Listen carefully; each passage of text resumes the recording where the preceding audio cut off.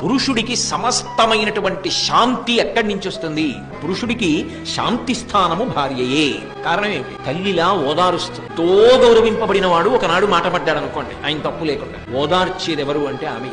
కన్న తల్లిలా ఓదారుస్తుంది. ఎందుకు బెంగపెట్టుకుంటారు? మీరు నమ్ముకున్న దైవం లేడు, మిమ్మల్ని కాపాడు, ఎందుకు అలా బాధపడతారు అని ఓదారుస్తుంది. ఆయన వచ్చేటప్పటికి ప్రేమగా వండి పెట్టేది ఆవిడే. ఆయన బడలిపోతే కోప్పడేది కూడా ఆవిడే. మీరు గమనించారో లేదో, కోప్పడుతుంది, విసుక్కుంటుంది. ఎందుకో తెలుసా? ఆమె విసుగు ఆయన పక్కన లేడని కాదు, ఆమె కోపం ఆయన ఇంటి పట్టున లేడని కాదు, ఆమె బాధ ఏమిటంటే ఇంత బడలిపోతున్నాడే, ఎంత నీరసపడిపోతాడో ఆయన, ఎంత అలిసిపోతున్నాడు. ఆమె లేనినాడా ఇంటికి విలువే ఉందండి.